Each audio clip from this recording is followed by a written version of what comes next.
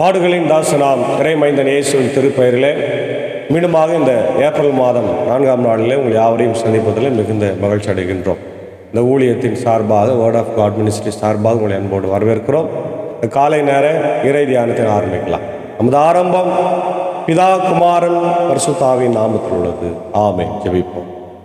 துதிகளின் மதிலே மகிமோடு வீற்றிருக்கிற நல்ல ஆண்டவரே, பாடுகளின் தாசனே, எங்களுக்காய் கல்வாரி சிலுவையிலே என்னுடைய பாடுகளை அக்கிரமங்களை ஏற்றுக்கொண்டு சுமந்து தீர்த்தவரே ஸ்தோத்திரிக்கிறோம்.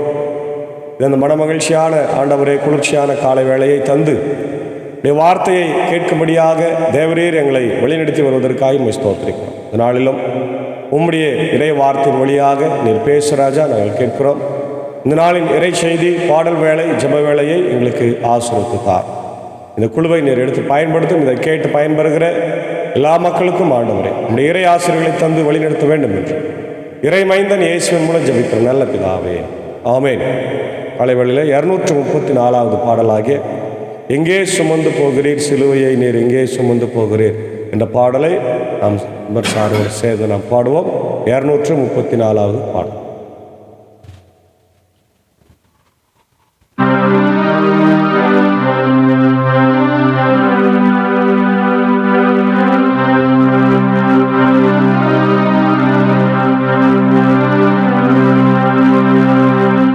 எங்கே சுமந்து போகிறீர் சிலுவையை நீர் எங்கே சுமந்து போகிறீர் எங்கே சுமந்து போகிறீர் சிலுவையை நீர் எங்கே சுமந்து போகிறீர் எங்கே சுமந்து போரீர் இந்த காணலில் உமது எங்கே சுமந்து போரீர் இந்த காணலில் உமது அங்கம் முழுதும் நோக ஐயா என்னே சுனாதா எங்கே சுமந்து போகிறீர் சிலுவையை நீர் எங்கே சுமந்து போகிறீர்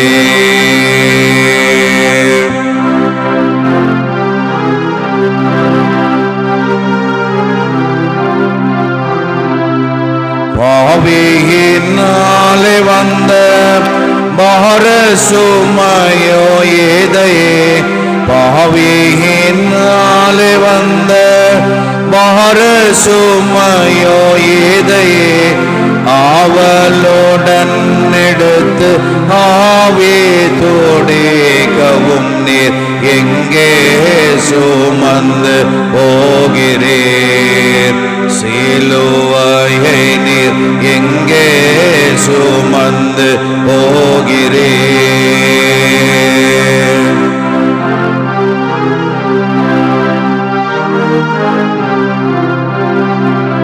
தோளில் பாரம் அழுந்த தூக்க பலம் இல்லாமல் தோளில் பாரம் அழுந்த தூக்க பலம் இல்லாமல் தாழுந்த தாளிகாவே தாப சோபம் முரணீர் எங்கே சுமந்து போகிறீர் சிலுவையை நீர் எங்கே சுமந்து போகிறீர் கைகள் ஏறு கண்கள் நீருள தீரு கைகள் ஏறு கண்கள் நீருள தீரு மெய்யும் கருக நாவும் மேத்த வறண்டு போக எங்கே சுமந்து போகிறீர் சிலுவையை நீர் எங்கே சுமந்து போகிறீர்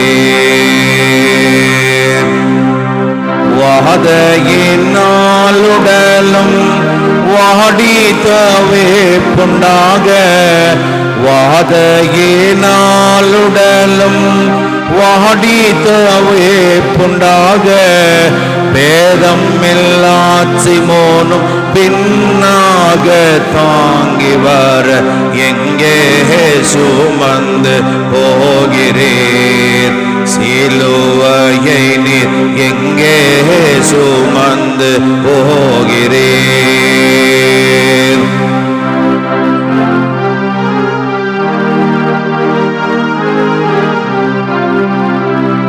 தாயார் அழுது வர சார்ந்தவர் பின்தொடர, தாயார் அழுது வர சார்ந்தவர் பின்தொடர, மாயம் இல்லாத ஞான மாதர் போலம் விவர் எங்கே சுமந்து போகிறீர்?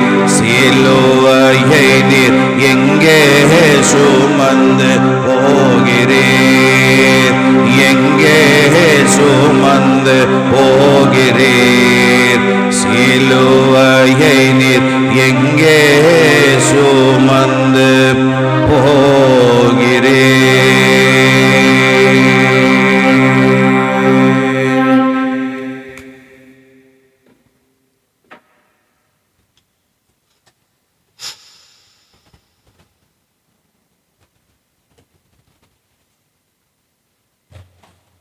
பாடுகளின் தாசனாம் இறைமைந்தன் இயேசுவின் திருப்பெயரிலே மீண்டுமாக உங்கள் யாவரையும் இந்த வெள்ளிக்கிழமையின் காலை வேளையிலே அன்போடு வாழ்த்தி வரவேற்கிறோம். இந்த நாளிலும் நாம் தியானிக்கும்படியாக தெரிந்து கொண்ட கடவுளுடைய வார்த்தை அது பரிசுத்த லூக்கா எழுதின சுவிசேஷம் 20ஆம் அதிகாரம் 9 முதல் 19 வசனங்களை நாம் வாசித்து தியானிப்போம்.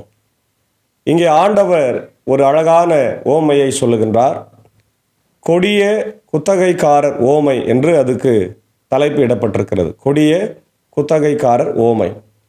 இது மத்தேயு 21ஆம் அதிகாரத்திலும் மார்க் 12ஆம் அதிகாரத்திலும் சொல்லப்பட்டிருக்கிறதை நம்ம பார்க்கிறோம். அதாவது the parable of the tenants, the parable of the tenants. குத்தகைக்கு விடப்பட்டிருக்கிற மனிதர்களிடத்திலிருந்து எப்படிப்பட்ட ஒரு ரிப்ளை ஓனருக்கு வருகிறது என்பதை பற்றிய ஒரு அழகான செய்தியை நம்ம இங்கே பார்க்கிறோம். இயேசு ஆண்டவர் வாழ்ந்த நாட்களிலே அவருடைய ஊழியத்தில் அநேக மக்கள் அவருக்கு பின் சென்றார்கள் என்பது நமக்கு தெரியும்.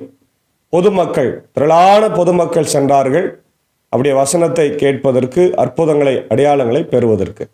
இன்னும் நிறைய மக்கள் போனாங்க டைம் பாஸுக்கு அவர் என்ன சொல்கிறாருன்னு கேட்கறதுக்கு. இன்னும் கொஞ்சம் பேர் போனாங்க அவருடைய போதனையை கேள்வி கேட்பதற்கு. அதில் யார்னா பரிசேயர், சதுசேயர், வேத பாரகர்கள், எருசலேம் ஆலயத்தில் இருக்கிற சனகரிம் சங்கத்தின் மக்கள் எல்லாம் போனாங்க.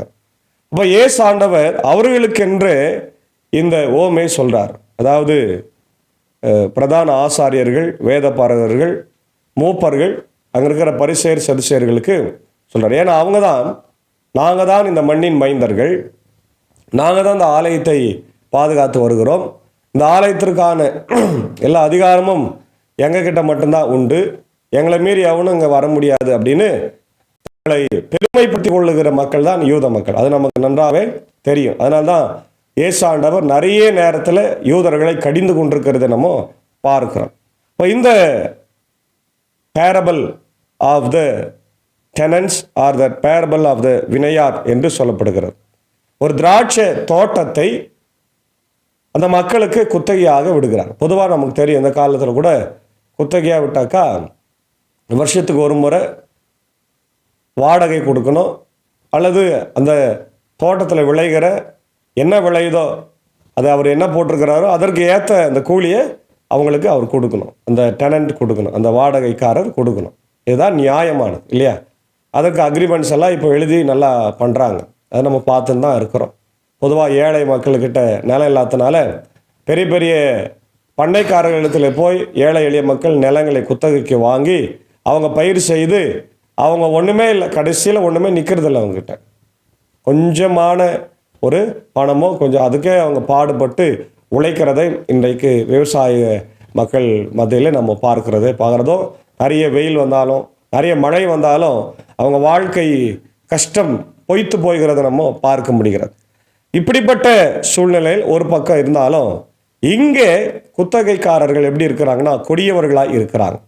அவங்க என்ன செய்கிறாங்க? ஓனரையே ஏமாத்துறாங்க, ஓனருடைய மகனை அடித்து கொன்று போடுகிறாங்க. இதனால் அங்கே ஓனர் இந்த குத்தகைக்காரர் இடத்துலேருந்து நிலத்தை பிடுங்கி அவர் வேறு ஒரு குத்தகைக்காரருக்கு கொடுக்கறதை இதை நம்ம பார்க்க முடிகிறது. அதை நம்ம பார்க்குறோங்க. பின்பு இயேசு மக்களை நோக்கி இந்த உவமையை சொல்ல தொடங்கினார். ஒருவர் ஒரு திராட்சை தோட்டம் போட்டு தோட்ட தொழிலாளர்களிடம் அதை குத்தகைக்கு விட்டு நீண்ட காலம் நெடும் பயணம் மேற்கொண்டார். குத்தகைக்கு விட்டுட்டு ஒரு 20 வருஷமா 10 வருஷமா தூரம் போயிட்டார்னு வச்சுக்கலாம். இங்கே போயிட்டார் அவர்.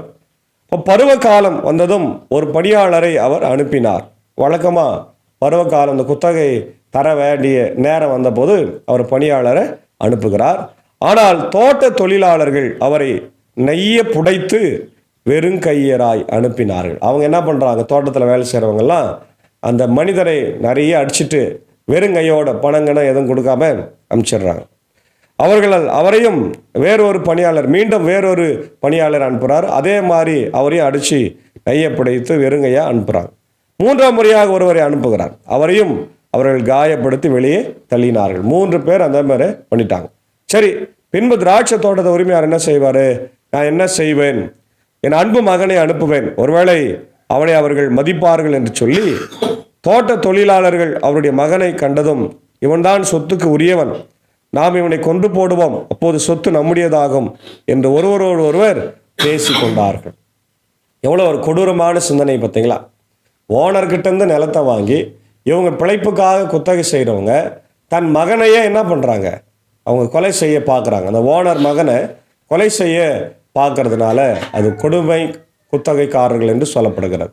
இப்போது இவங்க இந்த மகன் தூரம் வரும்போதே கண்டு இந்த ஓனர் மகன் அவனை அடித்து நெய்ய புடைத்து கொலை செய்து தோட்டத்துக்கு வெளியே தள்ளி கொன்று போட்டார்கள்.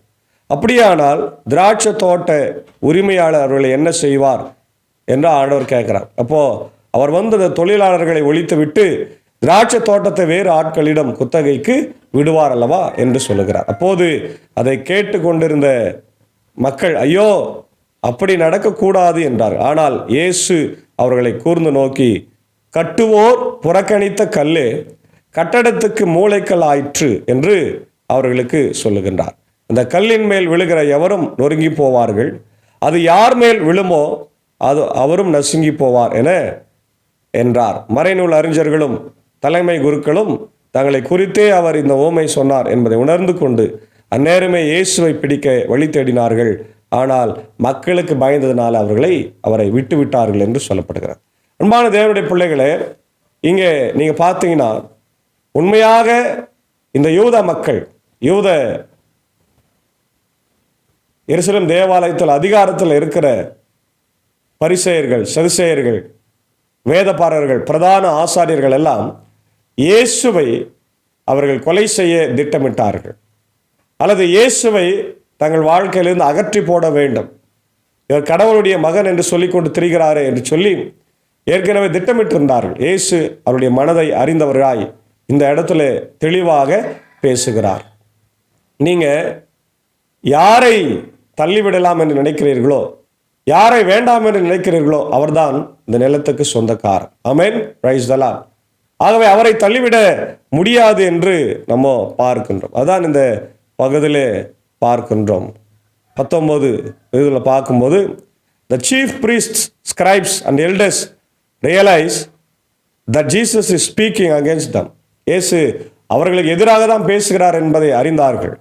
They tried to arrest Jesus but they are afraid of the crowd. இயேசுவை எப்படியாவது கைது செய்து அவரை சிறையில் அடைக்க வேண்டும் என்று விரும்பினார்கள். ஆனால் அவர்கள் அது மக்களை கண்டபோது பயந்தார். மக்களுடைய செல்வாக்கு இயேசு ஆண்டவருக்கு. அப்போ இதிலிருந்து நம்ம என்ன புரிந்து கொள்கிறோம்? ஆண்டவருடைய பரலோக ராஜ்யம் தனக்கு என்று அவர்கள் நினைத்து கொண்டிருக்கிறாங்க. ஆனால் ஆண்டவர் சொல்றாரு, அது உங்களுக்கு அல்ல, அது மற்றவர்களுக்கு போய் சேரும். ஏனென்றால் நீங்கள் சரியாய் வாழவில்லை, சரியாய் அதை உங்கள் வாழ்க்கையில நீங்கள் பயன்படுத்தி கொள்ளவில்லை என்று சொல்லுகிறார். The parable of the tenant is a warning to those who reject God's messengers and his son. We must be careful not to reject God's message and his messengers. யாரெல்லாம் கடவுளுடைய வார்த்தையை விளக்குகிறார்களோ, யாரெல்லாம் கடவுளுடைய வசனத்துக்கு எதிராக இருக்கிறார்களோ அவர்கள் எல்லாருமே யூதர்களாய் இருந்தாங்க. அன்றைக்கு இருந்த அந்த யூதர்களுடைய தலைவர்களை இயேசு குறிப்பிடுகிறார்.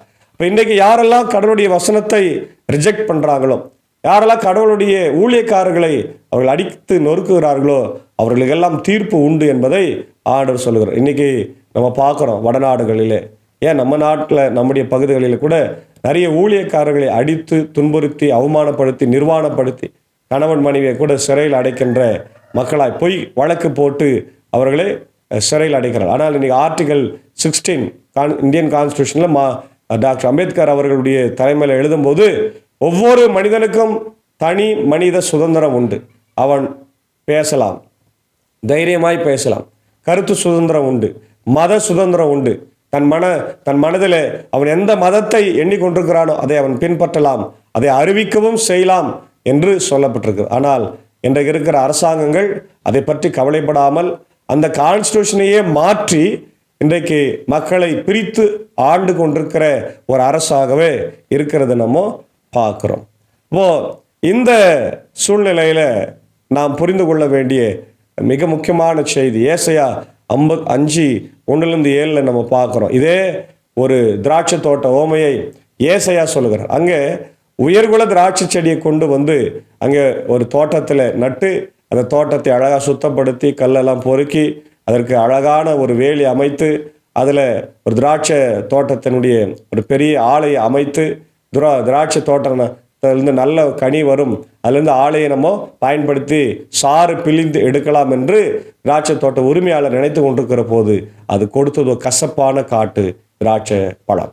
கசப்பானது அல்லது ருசியானது இல்லை. இன்னைக்கு நிறைய நேரத்தில் நாமும் கூட ஆண்டவருடைய பிள்ளைகள் என்று சொல்லிக்கொண்டு கனி கொடுக்காமலே நம்ம இருக்கின்றோம். தேவ பிள்ளைகளே, நம்ம அப்படி வாழக்கூடாது. அப்படிப்பட்ட ஒரு வாழ்வு வாழ்ந்தால் அது கடவுளுக்கு விரோதமாக இருக்கும். அந்த பகுதியில் பார்த்தா என்ன செய்கிறாரு ஆண்டவர், அங்கே வேலியை எடுத்து போடுகிறார். காட்டு பன்றிகள் எல்லாம் மேய்ந்து போகிற அளவுக்கு அது மேய்ச்சல் நிலமாய் மாறி போகிறது. தண்ணீர் தடாகத்தை உடைத்து போடுகிறார். பாதுகாப்பு இல்லை, மழை இல்லை. ஆகவே அப்படிப்பட்ட ஒரு வாழ்க்கை எப்படி இருக்கும்? இஸ்ரவேல் மக்கள் வாழ்க்கை கடைசி நேரத்தில் ஆண்டவர் நிறைய நேரத்தில் அவங்கள சிறையிருப்புக்கு ஒப்பு கொடுக்கிறார். ஏன்னா அவங்க செய்த பாவங்கள் அக்கிரமங்கள் கண்டினியூஸாக இருக்கிறதுனால கடவுளுக்கு அது விரோதமாகவே இருக்கிறது. அதான் சொல்கிறார். அதே போல் சங்கீதம் 118:22-23 நம்ம பார்க்குறோம். ஆகாது என்று தள்ளின மூளைக்கு தலைக்கல் ஆயிற்று. மூளைக்கு தலைக்கல் ஆயிற்று. அதுதான் கார்னர் ஸ்டோன். நம்ம வீடு கட்டும் போது கார்னர் ஸ்டோன் போட்டு ஜெபம் பண்ணிட்டு தான் நம்ம என்ன பண்ணோம், ஸ்டார்ட் பண்ணணும்.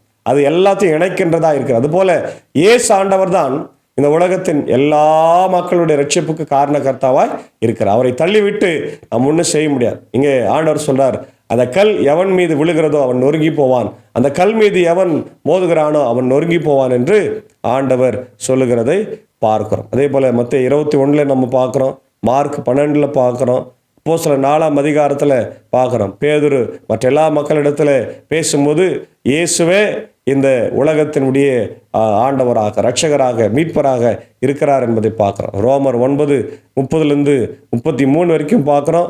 இயேசு ஆண்டவர் தான் இந்த அருமையான கார்னர் ஸ்டோன் என்பதை அவரும் சொல்கிறார். 1 பேதுரு 2:4-8 பார்க்குறோம். பீட்டரும் சொல்கிறார், பேதரும் சொல்கிறாரு, இயேசு ஆண்டவரே இந்த உலகத்தில் ஒதுக்கப்பட்ட அதை கார்னர் மூளைக்கல்லாக இருந்தார், அவர் மேசியா என்றார். எபேசியர் 2:19-22 நம்ம பார்க்குறோம். சில இறையாளர்கள் சொல்லுகிறத பார்க்குறோம். அகஸ்டின் ஆஃப் இப்போ என்று சொல்லப்படுகிற 3ஆம்-4ஆம் நூற்றாண்டில் வாழ்ந்தவர்கள் என்ன சொல்றாருன்னா, the vineyard is the church and the tenants are those who have been entrusted with its care. இல்லையா? வினையாடு என்பது திருச்சபையும், அதாவது திராட்சை தோட்டம் என்பது திருச்சபையும், அதில் பணியாளர்களாக இருக்கிற விசுவாசிகளாக இருக்கிறார்கள். ஆரிகன் ஆஃப் அலெக்சாண்ட்ரியா அவர் சொல்றாரு, the stone that the builders rejected is Christ who was rejected by the Jewish leaders but became the cornerstone of the church. யாரெல்லாம் இயேசுவை புறந்தள்ளினார்களோ அவர்கள் யூதர்கள், ஆனால் இயேசு மிக அழகாக அங்கே கார்னர் ஸ்டோனாய் மூளைக்கல்லாய் இருந்தார். இப்போ ஜான் கேல்வின் உலக புகழ்பெற்ற ஒரு சீர்திருத்தவாதி, அவர் சொல்றாருன்னா, the parable of the tenants is a clear demonstration of the wickedness and ingratitude of the Jewish people who rejected the Son of God and caught to kill him என்பதை அவர் சொல்றார். அதாவது அந்த பகுதியை அப்படியே விளக்கி அழகா சொல்றதை நம்ம பார்க்குறோம். மார்ட்டின் லூத்தர் நம்முடைய சபையினுடைய தந்தை என்ன சொல்றாருன்னா, The cornerstone is Christ, who is the foundation of the church. Hallelujah. Cornerstone இயேசுதான்.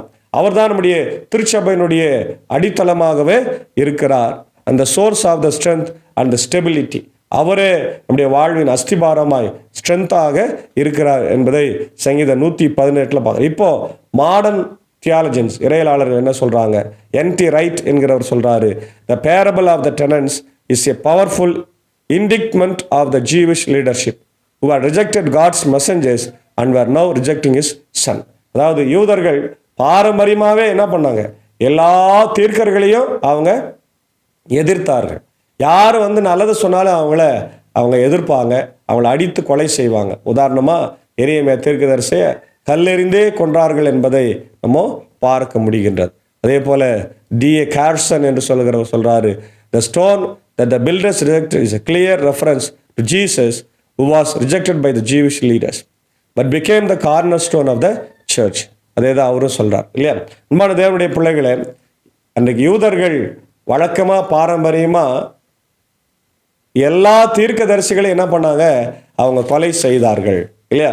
அது அந்த வரிசையில் இயேசுவையும் கொலை செய்ய அவங்க திட்டமிட்டு கொலை செய்தார்கள். ஆனால் பிதாவாகிய கடவுளோ இயேசுவை உயிரோடு எழுப்பி அந்த யூதர்களுக்கெல்லாம் சிம்ம சொப்பனமாய் விளங்க செய்தார்.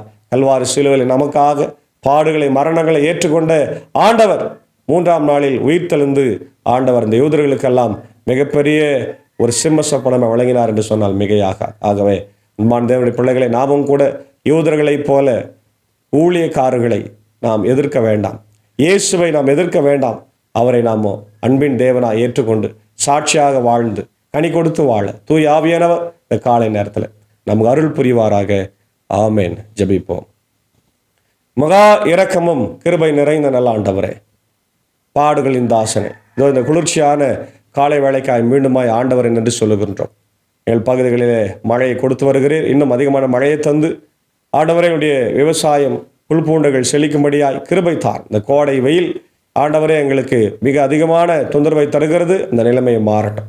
இந்த நாளிலும் கேட்ட வார்த்தைகளுக்காய் ஸ்தோத்திரம் ஆண்டவரே. பல்வேறு நாடுகளிலிருந்து இதை கேட்டுக்கொண்டிருக்கிற தமிழ் மக்கள், தமிழ் கிறிஸ்தவர்கள் யாவரையும் ஆசீர்வதிய ராஜா. ஆண்டவரே, நாங்களும் கூட யூத மக்களைப் போல, பிரதான ஆசாரியர்கள் வேதபாரர்களைப் போல இயேசுவையும் அவருடைய ஊழியர்களையும் எதிர்க்காமல் அவர்களை நாங்கள் ஆண்டவரே மதித்து நடந்து அவர் சொல்லுகிற வார்த்தைகளை ஏற்றுக்கொண்டு கனி கொடுத்து வாழ எங்கள் வாழ்வை மாற்றும்.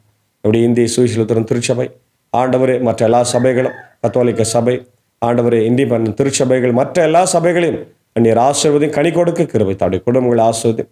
வியாதியஸ்தர்கள், பலவீனங்கள், துன்பங்கள் எல்லாவற்றையும் இந்த தேவன் மாற்ற வேண்டும் என்று நான் ஜபிக்கிறேன். இந்த காலை நேரத்தில் கூட பலவீனமாக இருக்கிற ஒவ்வொரு மக்களுக்காக ஜபிக்கிறோம். டாக்டர் உதயநேசன் இருக்காய், நிக்சன் இருக்காய், ராஜ்குமார் இருக்காய், ஜபலாசர் சாயிருக்காக, ஆண்டவர் பால்மோஸ் சாயிருக்காக, அவருடைய வடஜாமா Ezhumalai, Alan Rafia, Latha sister, Samuel வர்மனுக்காக ஆண்டவரே, அதே போல என்னுடைய பாவன்பள்ளி சபையினுடைய சாலமோன் சாருடைய அன்பு தாயார் விமலா அம்மாவுக்காக ஆண்டவரே, அவருடைய அன்பு சகோதரி கலைச்செல்வி தங்கதுரை அவருடைய அன்பு தாயார் விமலா அம்மாவுக்காக நான் ஜபிக்கின்றோம். ஆண்டவரே, அமுதா அம்மாவுக்காக நான் ஜபிக்கிறோம். கர்த்தாவே, அதே போல இன்னும் அநேக மக்கள் பலவீனமாய் சுகனமாக இருக்கிறாங்க. கண்ணோக்கி பாருங்க ராஜா, அப்படி தேவையெல்லாம் சந்திங்க கர்த்தாவே. அதே போல மலர் வேண்டிக்காக ஜபிக்கிறோம். அவர்களை ஆசீர்வதிங்க, பலப்படுத்துங்க, தேவையை சந்திங்க ராஜா. இன்னும் ஆண்டவரே, இந்த நாளில் பிறந்த நாளைக்கு நன்றி செலுத்துகிற என்னுடைய பர்கூர் ஆண்டவரே பிளைண்ட் ஸ்கூலினுடைய ஹெட்மாஸ்டராக இருக்கிற திரு எழில் வர்மன் அவர்களுக்கு ஜபிக்கிறோம். ஆண்டவரை அவர்களை ஆசீர்வதிங்க. அவருடைய அன்பு மனைவி பிள்ளைகளை ஆசீர்வதிங்க. இந்த பிறந்த நாள் ஆசீர்வாதமாக இருக்கட்டும். வருஷத்தை நன்மையால் முடிசூட்டுகிறவர் தலைமத்துவத்தில் இருக்கிற அன்பு சகோதரனை நீர் வாழ்த்தி உயர்த்தி ஆசீர்வதிக்க வேண்டுமாய், நீண்ட ஆயுசு நாட்களை, பூரண ஆயுசு நாட்களை தர வேண்டுமாய் ஜபிக்கிறோம். அதே போல ஆண்டவரே, குடியாத்தம் திருவள்ளுவர் ஆண்டவரா அருமையான பள்ளியினுடைய தலைமை ஆசிரியர் திரு விஜயகுமார் சாருக்காக, அவருடைய அன்பு மனைவி, 3 பெண் பிள்ளைகள், 2 டாக்டர்ஸ், ஒரு இன்ஜினியருக்காக ஜபிக்கிறோம். குறிப்பாய் விஜயகுமார் சாரை பாதத்தில் வைத்து ஜபிக்கிறோம். ஆண்டவர் ஒரு பெரிய பள்ளியை நடத்துவதற்கு கர்த்தர் நீர் கிருபை தந்திருக்கு.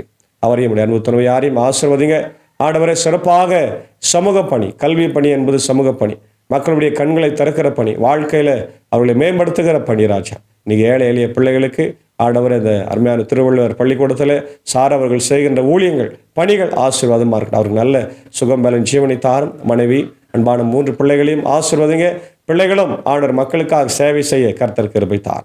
இந்த ஊழியத்தில் எங்களோடு இருக்கக்கூடிய அன்புக்குரிய அன்பர் சாருக்காக, ஏஞ்சாக்காவுக்கு அன்பான பிள்ளைகள், மாத்தாள் மரியாளுக்காக, இப்படி சாகோஸாக இருக்க டீச்சருக்காக அடியனுக்காக ஜெபிக்கிறோம். ஆண்டவரை இந்த குழுவை நீர் எடுத்து பயன்படுத்துது கேட்டு பயன்பெறுகிற மக்களையெல்லாம் ஆசீர்வதி. குறிப்பாக அவருடைய ஆம்பூர் சபை சங்கம், 3 ஆண்டவர் சபை சங்கங்கள், பள்ளிக்கூடங்கள், சிறப்பு பள்ளிக்கூடங்கள், ஆண்டவர் பெதஸ்தா மருத்துவமனைக்காகவும் மற்ற எல்லா திருச்சபைகளுக்காகவும், இந்தியாவில் இருக்கிற உலகத்தில் இருக்கிற எல்லா திருச்சபை, இப்படி இந்திய தேசத்தின் ஆண்டவர் தலைவர்கள், இப்படி தமிழ்நாட்டின் தலைவர்களுக்காக ஜெபிக்கிற அமைதி சமாதானத்தோடு வாழ கிருபை தாரும் ஆண்டவர். இந்த நாளினுடைய எல்லா பணிகளையும் பயணங்களையும் கர்த்தர் எங்களுக்கு ஆசீர்வதித்து தந்து நீர் வழிநடத்த. குறிப்பாய் இந்த வெள்ளி மாலையிலே ஆண்டவரே, இந்த 4ஆம் ஒரு சந்தி 4ஆம் வெள்ளிக்கிழமையில நாங்கள் உடைய சமூகத்தில் வந்து உடைய வார்த்தைகளை கேட்டு இந்த மனம் திரும்பி உடைய சிலுவைக்கு நேராய் ஒருமுகப்பட கர்த்தர் எங்களுக்கு கிருபை தார். இறை மைந்தன் இயேசுவின் மூலம் ஜெபிக்கிறோம். ஜெபம் கேளும் நல்ல பிதாவே, ஆமென். எல்லாம் வல்ல தந்தை, மகன், தூயாவின் ஆசைகள் இந்த நாளிலே நம் அனைவரோடு கூட இருப்பதாக. ஆமென். God bless you all.